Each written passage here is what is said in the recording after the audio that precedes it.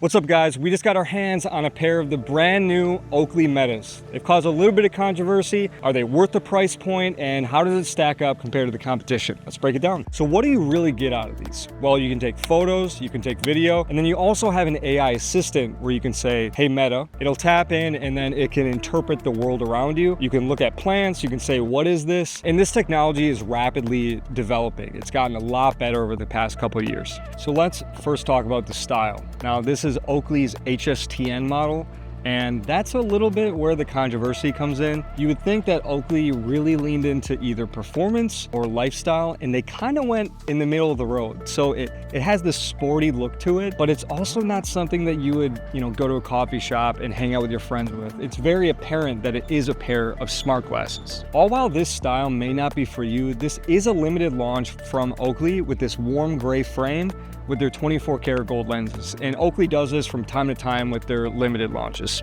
And while we're talking about style, one of the first things I noticed when I first unboxed these was the carrying case for them. It also couples as a charger. The lights are really nice. The magnet snapping is really nice. You have this suede on the top here. And to get it out of the case, sometimes you gotta give it an extra tug. No matter what frame you have, including the Oakley Metas, we can custom cut replacement lenses for any name brand frame. Whether you want to give a fresh upgrade, make them look cool, or you scratched them and you just need a pair of replacements, we got you. So these are pretty steep in price at $499 compared to Ray-Bans at $399. But ultimately, what do you really get out of these? Well, you get some performance upgrades as well as Oakley's signature O-Matter material, which makes things very durable and lightweight. Now here's where opinions get a little bit mixed, and that is comfort. Although they're around the same weight as the Ray-Ban Metas, the Oakleys are a little bit sportier, so they have a bit thicker of a build to them, and you can definitely feel it on your nose bridge. I've been wearing these for about an hour now, and you can definitely feel it. Whereas the Ray-Ban Metas may be more of a lifestyle frame where you're going to a coffee shop, maybe you're just recording some casual content. These are more for high performance sports, so it is made a little more durable. You can feel that. So if you're gonna be biking, running, a lot of other high performance activities, you're probably gonna want these instead of the Ray-Bans. And one thing I have to add when it comes to durability, they do feel a little hollow. So if you were to drop them on the ground and someone were to step on them, I would assume they would crack open, but that's just how they feel. Oh yeah, I almost forgot, they are water resistant, not waterproof. So if you're out in the rain, they're probably gonna be okay.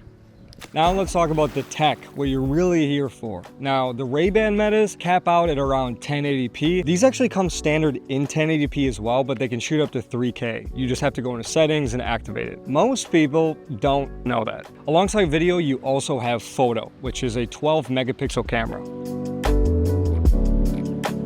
Now, ultimately, who is this really for? Now, when it comes to Oakley, this is more performance oriented. If you're biking, running, cycling, you name it, this is definitely for you if you want to get some cool video. The AI assistant doesn't really matter. You get them in the Ray-Bans as well. And I would say the Ray-Ban is much more suited for something more lifestyle oriented, which is the reason why I prefer the Ray-Bans. This is a $100 premium from the Ray-Ban Metas. That's paying quite a bit more. Is it worth it? I would say for me, not really. You don't really notice the difference in the 1080p or the 3K. And ultimately, if you're looking to do content creation, this may be beneficial for you, but day-to-day activities and just for fun, I don't think you need to pay the premium. But I want to know your thoughts in the comment section down below. Let us know.